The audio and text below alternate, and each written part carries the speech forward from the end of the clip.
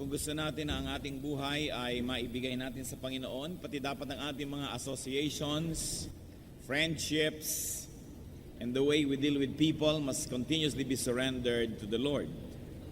Because according to 1 Corinthians 15:33, do not be misled, bad company corrupts good character. Pag tayo po ay napasama, nahirati at nasanay sa mga masamang mga kasama, ay maaaring pati ang ating buong kaluluwa ay maapektuhan ito. It is therefore of great importance to know people, to be able to measure people so that we may determine how to deal with them and how we are going to allow them to influence us. Meron pong kasabihan na tinatawag na tubog sa ginto. Hindi pala talagang ginto, yun ay tanso lang at itinubog sa ginto at akala mo ginto na. At ang tawag natin kumisan, ayan, natanso ka, na fake ka, hindi pala totoo.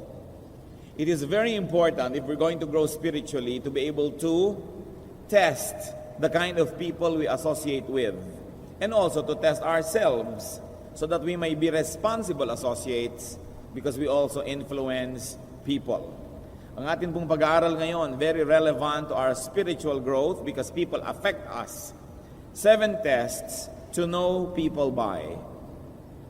Mga 7 pagsubok, pagkilatis, pagsukat, pagsuri sa tao, at nang makilala natin sila, at nang tayo ay makapag-ingat kung paano tayo makikitungo. Aming Diyos, nagpapasalamat po kami dahil kami malayang nakakalapit sa inyo. Sumasamba kami, Panginoon, ng walang balakid, at kami lubos na nagpapasalamat. Salamat po sa aming kalakasan. Salamat sa lahat ng taong tumutulong sa amin upang kami makalaya sa ganitong mga oras para makapagbigay ng pansin sa inyong salita, sa pagsamba sa inyo, Panginoon, at sa pagdala ng aming mga kaloob. Thank you for everybody who helps us, O God, to be free to worship you.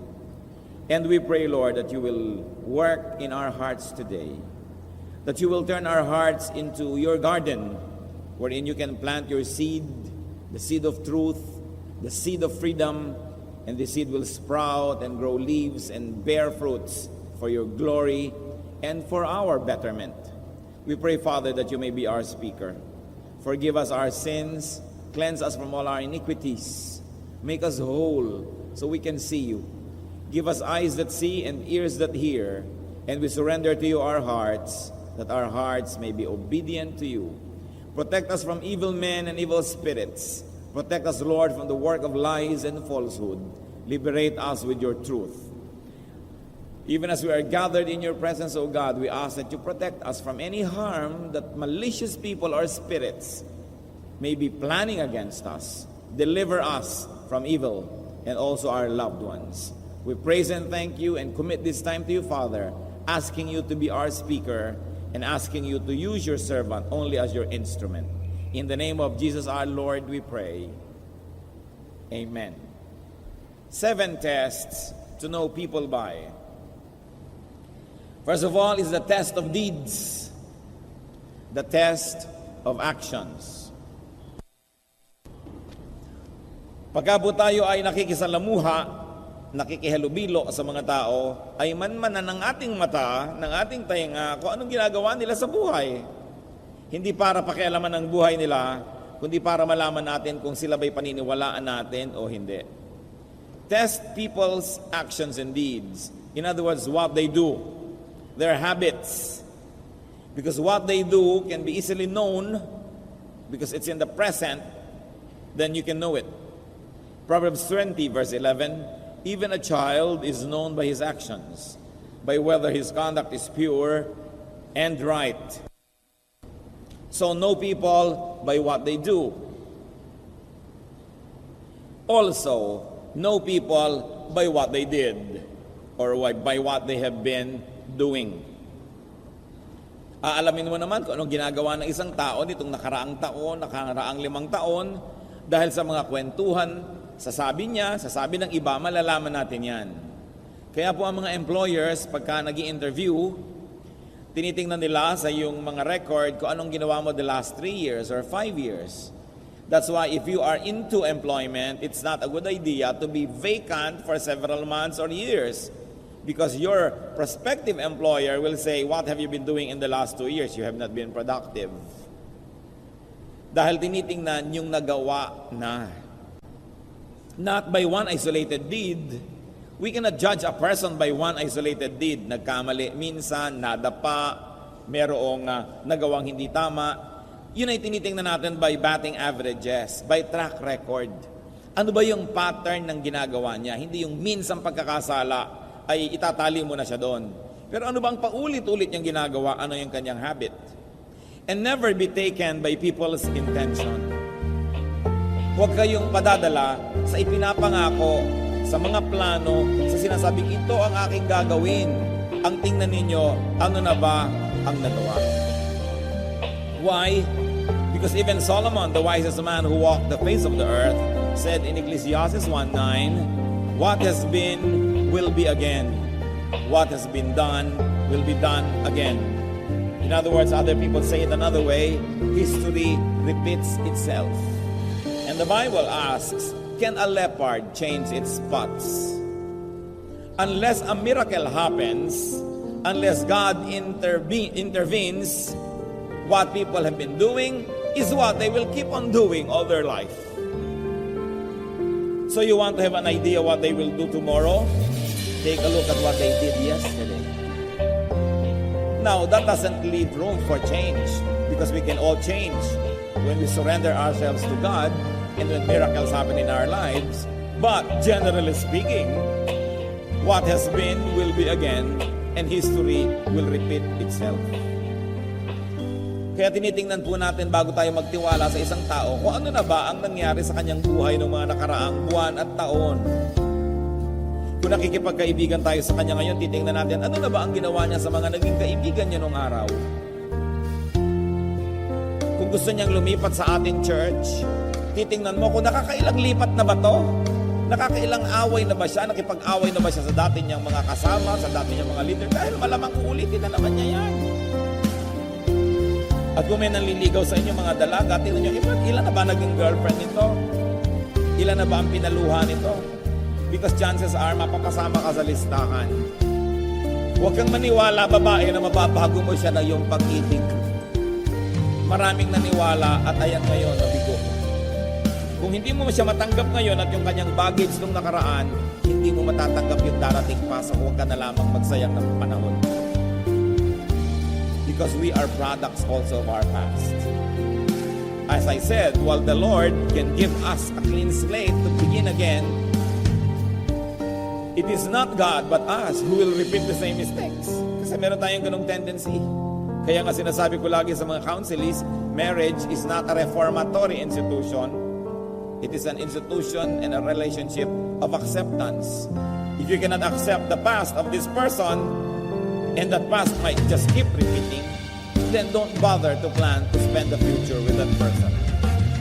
Huwag tayo nagpapadala sa mga pangako. Kaya kung minsan yung mga interview, minsan sa mga beauty contests, hindi naman yun ang naglalabas ng katotohanan eh. Yung what will you do if? What will you do if you had 10 million pesos? Siyempre, ang sasabihin niya, I'll give it to the children of the world. I'll give it to world peace. Kasi what will you do eh? Ang itanong mo, what have you done with what you already received from the Lord? And then you will know what they will do to that which they still will receive. Look at the track record of people. Pagka hindi sila naging mabuti sa mga naging mabuti sa kanila noon, huwag mong asahang magiging mabuti rin sa iyo. Kung may umuutang po sa inyo, mag-research kayo kung anong ginawa nila sa mga nautangan na nila nung araw. Kasi kung tinakbuhan nila yon, malamang tatakbuhan din kayo. Bagamat may pag-asa ang taong magbago, pero dapat yon pananaw natin na para umasa. Pero huwag kayo doon magpako ng lahat ng inyong plano at kung hindi mangyari at hindi nagbago, papaano? Test people by their fruits, which is very related. Test them by the results of their deeds and actions and habits. While they may deliver their promise, while they may do what they promise to do, take a look at what happened to what they did. Ano ang bunga ng mga ginagawa nila? Pag binigyan mo nga ba siya ng pera, bumubuti ang buhay niya o napapasama at nagkakabisyo? Pag binibigyan mo ba siya ng kapangyarihan, nagiging maibigin ba siya at matangkilikin sa mga tao o nagiging mayabang palalo? Pag binigyan mo ba siya ng van at sasakyan, gagamitin ba niya sa kabutihan o ililiko niya kung saan saang dilim? At kung sino-sino ang pinupuluputan niyang nagiging isang anino sila sa dilim na yon dahil binigyan mo ng van. Kaya po marami mga tao hindi dapat magkaroon ng sasakyan. Kasi pag nagkakaroon ng sasakyan kung saan-saan nakararating, nakagagawa ng mga himala na hindi dapat mangyari. Kaya may mga taong hindi dapat binibigyan ng pera, nakakabili lang sila ng mga drugs, nakaka-afford lang sila ng kanilang mga bisyo. So bago kayo magtiwala at magbigay ng hinahangad ng isang tao, itanong mo, ano kaya ang ginagawa niya? At anong nangyaring bunga sa mga ginawa niya noon? Matthew 7:20, thus by their fruit you will recognize them. Siyempre, ang santol ay hindi namumunga ng mangga. Kaya pag nakita mong pangit ang mga bunga, hindi lang isang bunga, kundi may isang pangit na laligaw na bunga, pero maganda naman yung iba. Pero pag nakikita mo ang papangit ng bunga, pangit ang puno. Yun lang ang ibig sabihin nun. Test people by their words. Matthew 12:34, for out of the overflow of the heart, the mouth speaks. Malalaman mo daw ang laman ng puso kahit hindi mo yan i-x-ray, kahit hindi mo yan i-ultrasound. Sa salita lang na lumalabas sa bibig, alam mo na kung anong laman ng puso dahil ang lumalabas sa bibig ay sa puso nagmumula. So test what they say. The words of godly people are truthful. Hindi mapandaya, hindi sinungaling, at hindi namimili ng konti lang na gustong sabihin para makapag-create ng wrong impressions. But they give you the whole truth. That's why even in the court of law, you are made to promise to declare the truth, the whole truth, and nothing but the truth. Pag may nagpunta po sa inyo at nagkukwento ng masama tungkol sa isang tao, maaaring true, totoo yon. Pero ang tanong nyo, is it the whole truth? O pinili mo lamang yung mga hindi magaganda na sabihin para yung galit mo sa kanya ay lumipat sa akin at magalit din ako? Ikinukwento mo rin ba ngayon ang mabubuti naman niyang mga bahagi at mga ginawa o pinipili mo lang dahil ini-influensya mo ako? Zechariah 8:16, these are the things you are to do. Speak the truth to each other. And as we like to say again, the whole truth and nothing but the truth.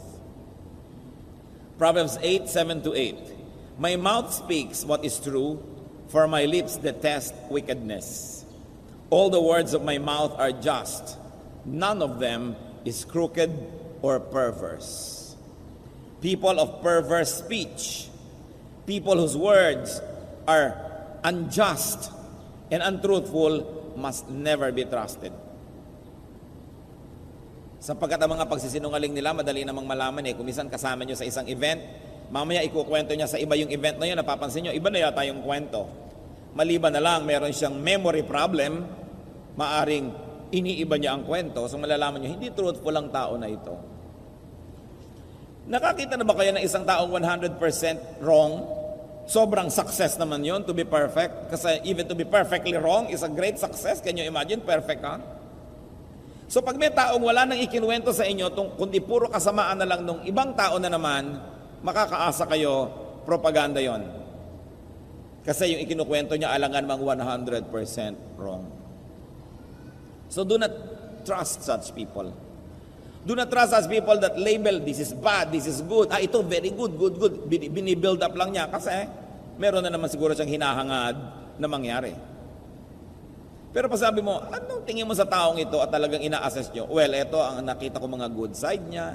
Ito yung nakita ko ng mga neutral at ito yung nakita kong mga things to improve on. That can be a more reliable report.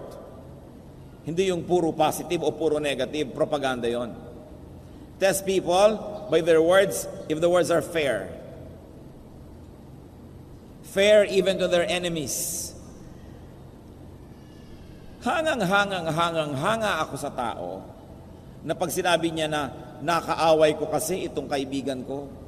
Ba't mo nakaaway? Kasi mahirap naman talaga akong makasama. Aba, ang galing mo naman. Kahit nang aaway ka, at least honest ka. Pero pag sinabi ko, nakaaway ko yung kaibigan ko, bakit? Ang hirap naman talaga niyang makasama. Doubt na ako agad nun. Sa lagay, perfect ka na good, perfect siya na bad, kaya hindi kayo nagkasundo. Come on, don't pull my leg. Humanap ka ng ibang i-impluensyahin at hahanapin mo nakakampi. Good people are fair even to their enemies.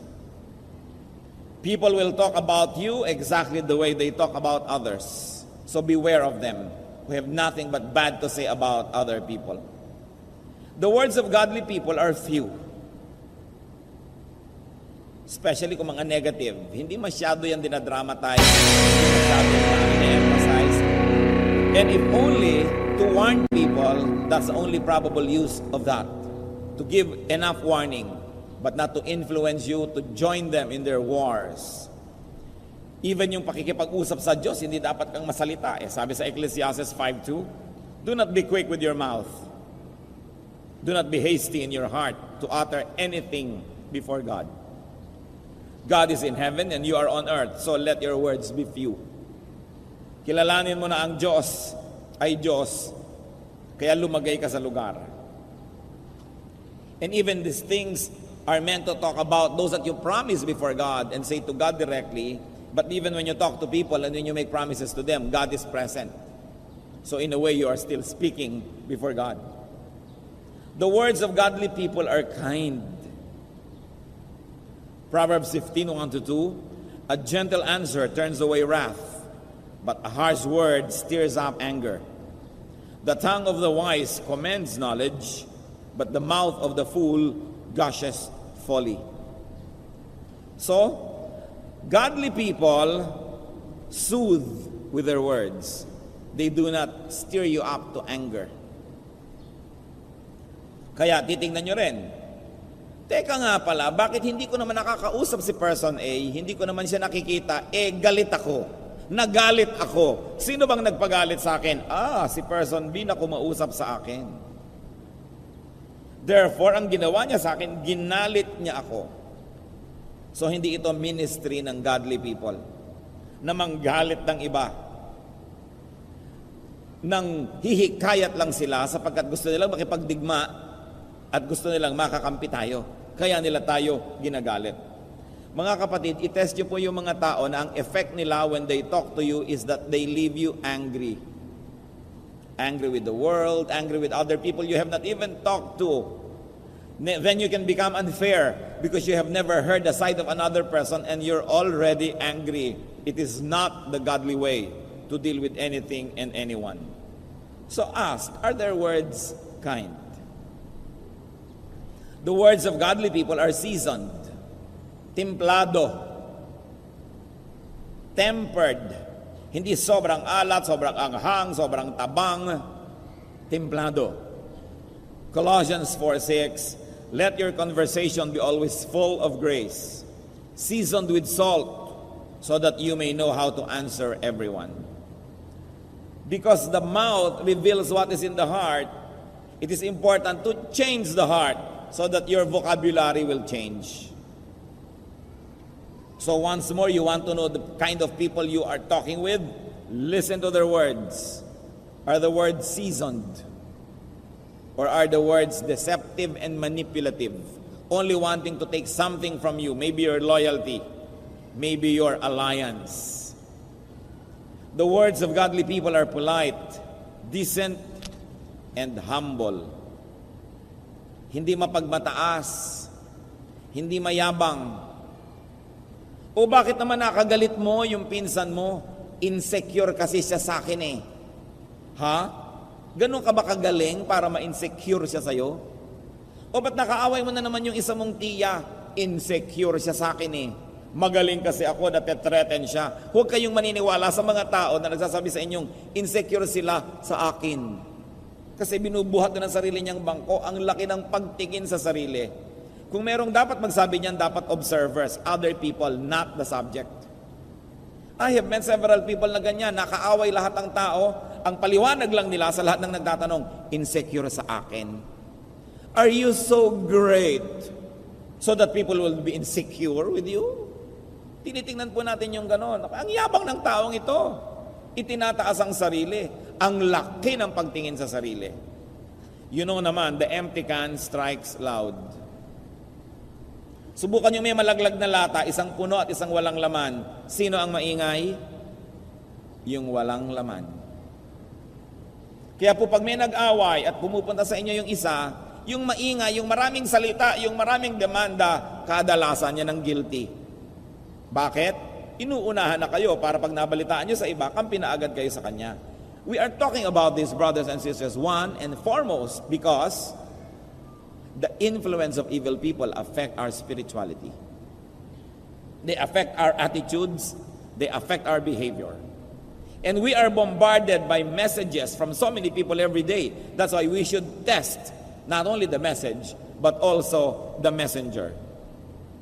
Pagka mayroong dalawang nag-away na partido o hindi nagkasundo, ang igalang nyo yung tahimik, hindi yung maingay. At siguro yun ang talagang mas kagalang-galang, yun ang mas totoong tao. Pero yung lahat na lang pinagsabihan, idinaldalang lahat, yan ang huwag niyong pagtitiwalaan. Because the words of godly people are few. Now, another test that we can give to people is their attitude towards something wrong.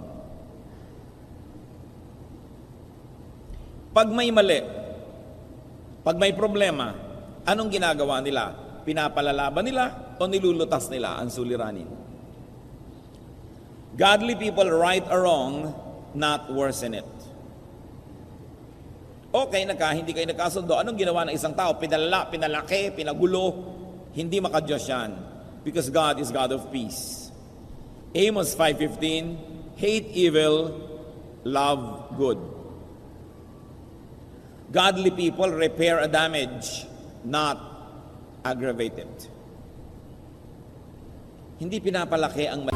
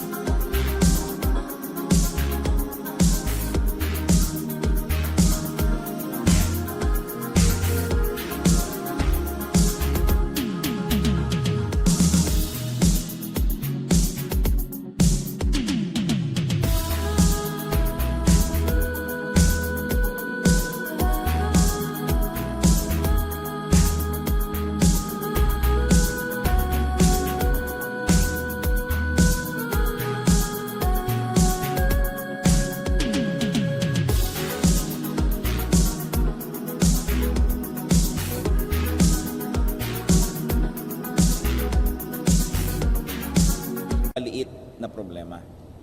Godly people do what must be done, not avoid it. Hinaharap ang dapat na harapin at hindi ito tinatakasan. Romans 12:17, be careful to do what is right in the eyes of everybody. Brothers and sisters, be careful to do what is right in the eyes of everybody. It means not only in the eyes of those who are with you, but also in the eyes of those who are against you. That you will also pass their test. Na ang sinasabi mo sa partido A, pag na sinabi mo sa partido B, pareho pa rin ang sasabihin mo because you are doing what is right in the eyes of everybody, not only in the eyes of your particular audience. Hindi mo iniiba-iba, ibig sabihin lang nun may deception. Godly people turn bad to good. They turn good to better. And whenever possible, by God's grace, turn better to best. Titingnan po ninyo ang ginagawa ng mga tao. If they turn something good to bad, then these are not godly people. If they turn something better to a lesser one which only becomes good, better na nga. Because we should increase in glory, in godliness, in correctness every day. Another test to know people by, and this is very important, the test of gratitude. Colossians 3:15-16. Be thankful. Let the word of Christ dwell in you richly, as you teach and admonish one another with all wisdom, and as you sing psalms, hymns, and spiritual songs with gratitude in your hearts to God. So what is the verse telling us? That we should be expressive of our gratitude to God. It goes without saying that we should also be grateful to the instruments of God in our lives. That we should be grateful to people who do us good. That we should never forget people when they do good to us. Ang mga ahas lang po ang tumutuklaw sa mga kamay na nagpapakain sa kanya. Some years ago, there was this news that I heard about that happened in the United States. Sa United States po kasi pag tumawag kayo ng 911, lahat ng klase ng emergency, pupuntahan kayo ng pulis. Sa ibang city, dapat pag nag-911 kayo, less than 3 minutes, nasa bahay nyo na dapat ang pulis. Magrereklamo ka na pag wala pa. No? Sa ibang cities, 5 minutes. Sa iba, less. Merong natanggap yung 911 na call at natitrace naman nila yung telepono kung saan yung lugar, saang bahay yun, natitrace nila yan. Nagpapatulong. Hindi na nasabi kung ano yung dahilan. Nabitawan na yung telepono. So, pinuntahan ng mga pulis. Ano po ang nakita nila? Itong babaeng nakahandusay sa kanyang kusina, patay. At pagkatapos may mga dugo doon sa sahig na parang papunta doon sa kwarto, sinundan nila. Ano po ang nakita nila doon? Sino yung pumatay sa babae? Isang sawa na patay na rin. So ang babae pa lang ito ay may alagang sawa.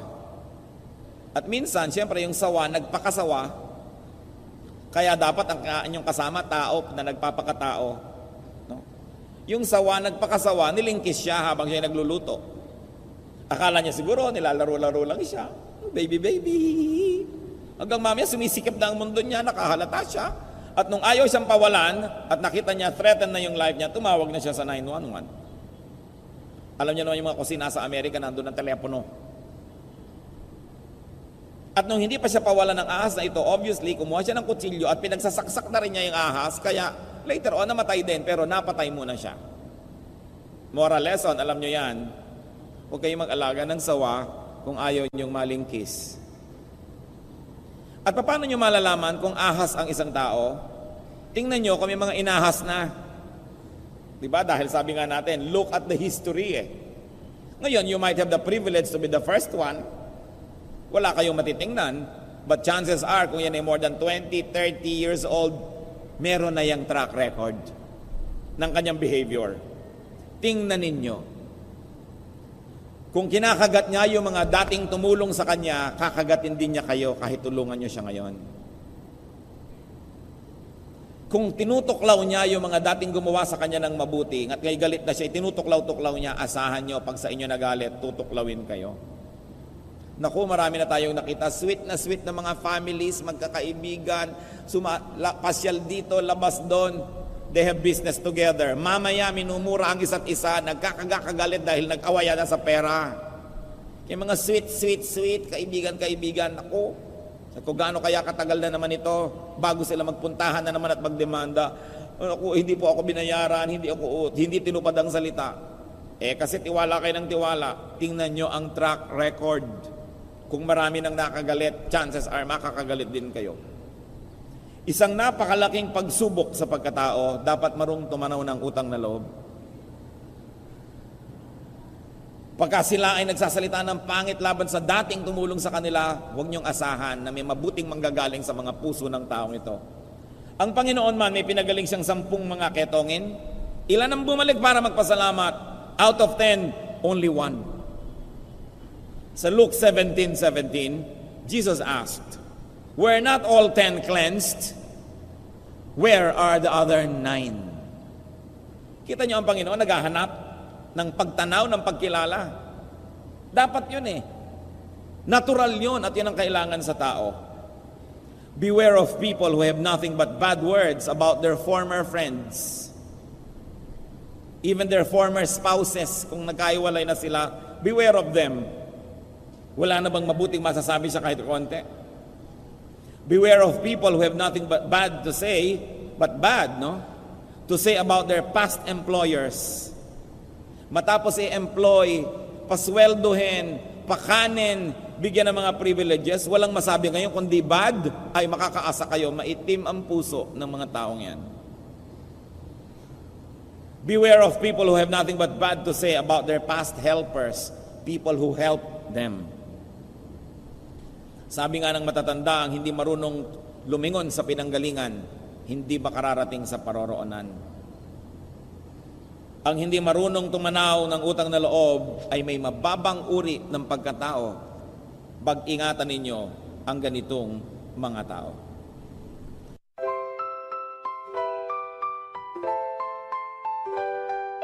Lakefront breeze whispers your name. City lights dancing in neon flame. Heartbeats quick in a sweet refrain. Your laugh cuts through the summer rain.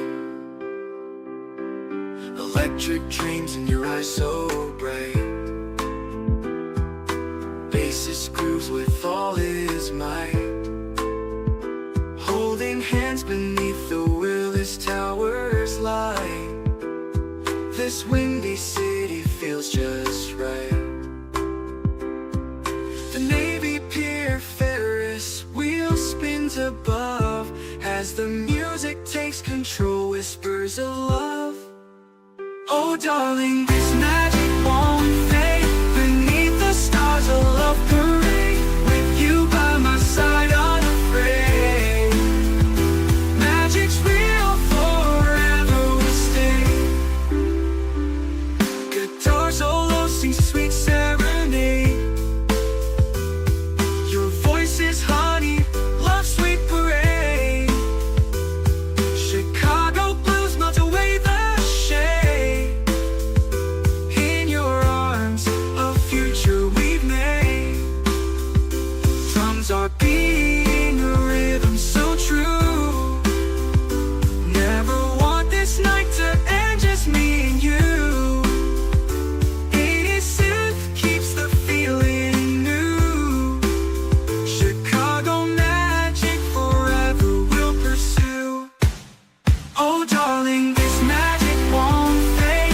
Beneath the stars a love parade. With you by my side unafraid. Magic's real, forever will stay. The doggone night, a memory to hold. A love story forever told.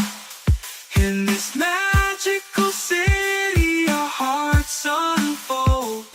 Chicago night forever will hold.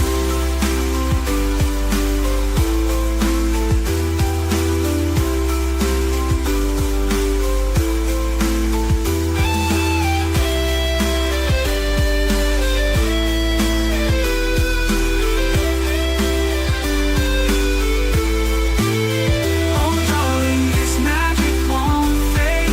Beneath the stars a love parade. With you by my side unafraid. Magic's real, forever will stay. Chicago night forever will hold.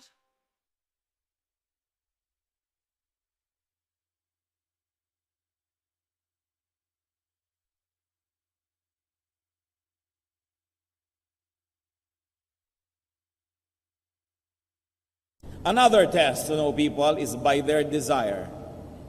Ano ba ang gusto niya sa buhay?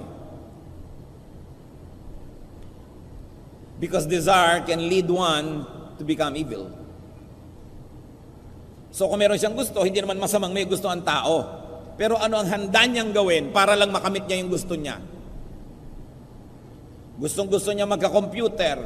Gustong-gusto niya magkasasakyan. Gustong-gusto niya magkabahay. Gustong-gusto niya magkaroon ng ganito. Anong gagawin niya? Kakagatin ba niya yung mga dating tumutulong sa kanya? Gagawa na ba siya ng masama? Will play, outside of proper and decent rules? Will hit people by the belt? Desire can lead people to horrible spiritual deaths. James 1:15. After desire has conceived, it gives birth to sin. And sin, when it is full grown, gives birth to death. So binabantayan natin ang desire. Itong taong to, ano ba mga desire niya? Tayo rin mga kapatid, ano bang desire natin? Mananalamin kayo, sabi niyo, ikaw, ano ba mga desires mo? At ano ang handa kang lunukin, gawin, makamit mo lang ang iyong ninanais? What does it profit a man to gain the whole world and lose his soul to the devil? And yet many people make such bad trades and trade off. So beware of people's desires, because such desires can become their gods. Beware of people who desire material things too much. We all desire material things, pero kanya-kanyang degree. Tingnan ninyo kung yun na lang nang yun ang laging lumalabas sa bibig, yun na lang nang yun ang laging gusto. People who want to be famous, people who want power, and people who are into personal kingdom building. They want to keep building and building only for their ego. Nakikipag-compete sila sa kanilang mga kaibigan, sa kanilang mga pinsan, sa kanilang mga dating classmates. That's why they want to keep achieving and achieving. Not to be able to give of themselves to the world, but to build a tower of Babel for them. Para sa sarili. Another test to know people by is their treatment of lesser persons. At nilagyan natin ng open and close quotation yung word na lesser. Yung tao na sa tingin nila, less than they are. This could be your captives, your prisoners, physically or psychologically. Useless people, it makes mean people who have no use for you. People you have no use for, rather. And sometimes even beneficiaries. Be sensitive to how people treat people that they help. Siyempre, lagi tayong polite sa mga taong tumutulong sa atin, pero magalang pa ba tayo doon sa tinutulungan natin? Siyempre, magalang tayo sa mga taong nagbibigay sa atin, pero magalang pa ba tayo sa binibigyan natin? Sumasaludo ka doon sa mas malakas sa'yo, pero sumasaludo pa ba tayo doon sa mas mahina? Matthew 25:40, ano po ang kwento ng Panginoon? At the end times daw, bibigyan niya ng mga gantimpala yung mga tao. Tinanong, bakit niyo po kami bibigyan? The king will reply, I tell you the truth. Whatever you did for one of the least of these brothers of mine, you did for me. Hindi sinabi ng king na ito, who represents God in the story, that whatever you did for the greatest people, you did for me. Sabi niya, no, what you did to the least, you did for me. So ang tao, malalaman nyo kung paano niya tinatrato yung kayang-kaya niya. Paano niya tinatrato yung nangangailangan sa kanya pero hindi niya kailangan.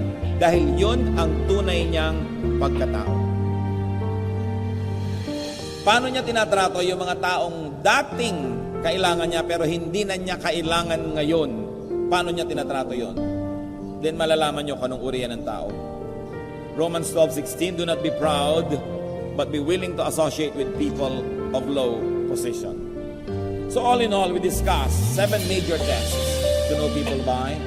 Not to be judgmental, brothers and sisters, but to be wise.